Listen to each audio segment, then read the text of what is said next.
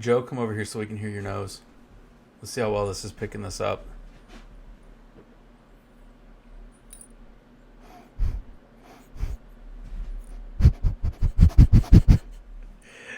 Well, apparently the sound is working.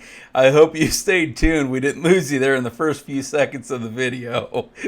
All right, everybody, welcome back. This is FFB from the 50, brought to you by JDP Media.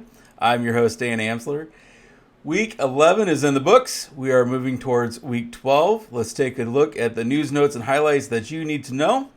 This will probably be the only actual review video for this week. Happy Thanksgiving from Joe and I to all of you.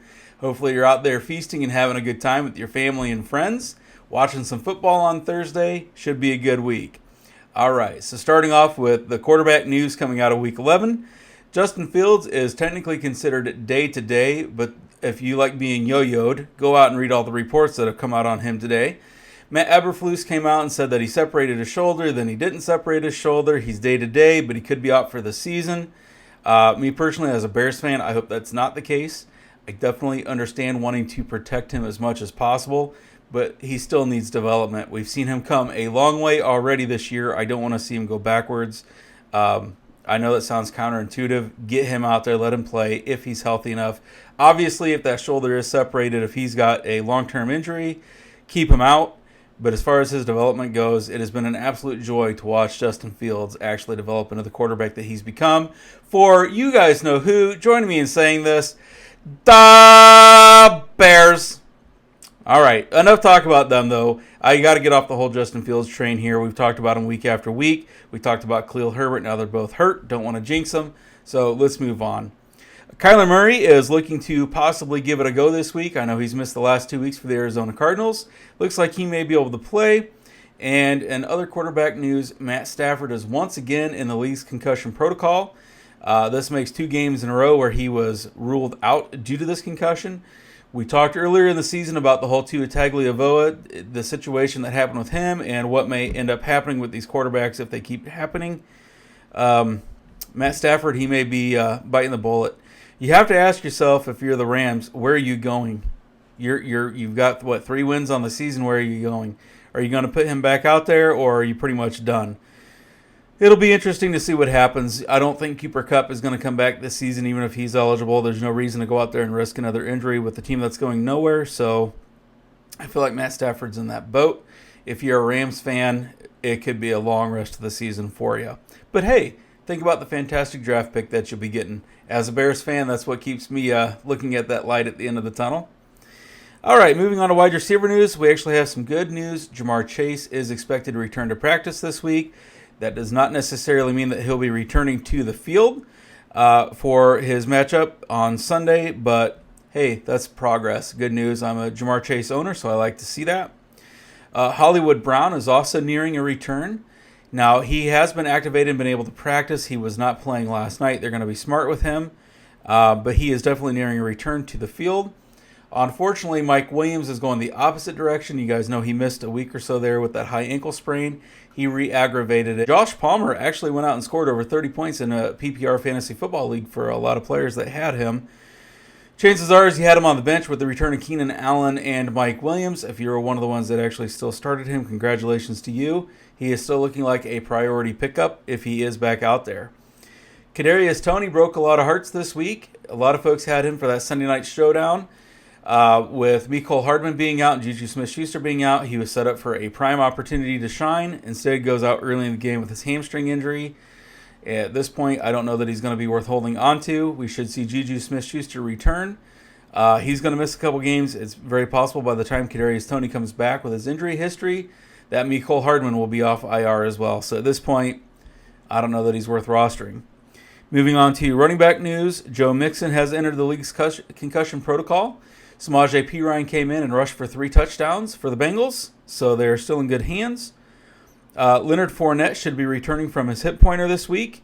So now fantasy owners are going to be in a conundrum. Do you go with Leonard Fournette, or do you think Rachaad White's going to carve out too big of a role and reduce Leonard Fournette to not having much value? So this will be a very important game to watch We'll see how that usage goes. I'm really interested in the snap share and how many targets each guy is getting out of the backfield. That's been one of the main ways that Leonard Fournette has scored his points for his fantasy owners, is that receiving ability out of the backfield. Clyde Edwards-Helaire has a high ankle sprain. He was already relegated to the bench for the most part. Isaiah Pacheco has been the starting running back. Jerick McKinnon has been going in. So Clyde Edwards-Helaire, chances are you weren't really starting him a whole lot anyway, but he's going to be out probably for a few weeks with that high ankle sprain. Chase Edmonds, also high ankle sprain, headed to the IR for the Broncos, who just released Melvin Gordon. Melvin Gordon released by the Denver Broncos. He was not the only casualty this week. Darrell Henderson was also released by the Rams. Moving on to tight end news, Daniel Bellinger should be nearing a return from his broken eye socket.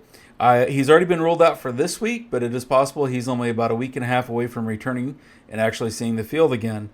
That's the only big injury news from the tight end position, unless you count Kyle Pitts, who's also headed to the IR. I'm not 100% sure I count that because Kyle Pitts has been a major disappointment. Which brings me to my final invite. So at this point, I'm going to invite Joe to come around here and join me because we have a challenge for you. And bringing up Kyle Pitts is what made me think about it. So Joe and I have an invite. We want to invite all of you to join us here. So Joe, scoot on in. All right. So every year, Adam, who's been on the show, declares a skank squad. And since he calls it a skank squad, we're going to keep with that. This is still a family-friendly show, but we're edging more towards that PG-13 rating. So, Joe, I think we should invite our fans and our audience to go down to the comment section and start making nominations for their skank squad. So, who has really disappointed you? Kyle Pitts has got to be one of the worst offenders on the list, right? People were drafting him as high as the third round. Kyle Pitts is probably going to make it to my skank squad. But go down to the comment section. Nominate 2 quarterbacks, 2 wide receivers, 2 running backs, a tight end, defense. Probably stretching it there. Let's just stick with the quarterbacks, wide receivers, tight ends, and running backs and go from there. So go down to the comment section, start nominating people for the first annual FFB Skank Squad. We'll release those. We got playoffs starting here in one of the leagues that we're in 2 weeks. Yeah. So, I mean, the season's coming to an end pretty quick. Get those down there. Get your nominations in. Yeah, anybody that stands out for you, Joe? I mean, we've had some disappointments across the leagues. Yeah, Najee Harris. For sure. Huge drafted first round. Jonathan Taylor. First round, almost a consensus first-round draft pick. He's not. Darren Waller comes to mind too, but has he been injured? Is it injured? That's recently. He wasn't even performing when he was. Yeah. So put Waller on there. But hey, what do you guys think? Go down to the comment section. Do your nominations for the first annual FFB from the 50 Skank Squad. I think we should have a hero squad too. Definitely. But let's do this. Skank Squad. It's already been named in honor of Adam. What should we call our hero squad? Go down in the comment section. Let us know what you think. And then start making some nominations for that too. Players that have way exceeded your expectations for them this season. Go down there. Let us know. What should we name that squad? All right, folks. Joe, you got anything? No. Happy Thanksgiving from JDP happy Media. Happy Thanksgiving from FFB from the 50. Have fun with your family and friends, folks. And until next time, see ya.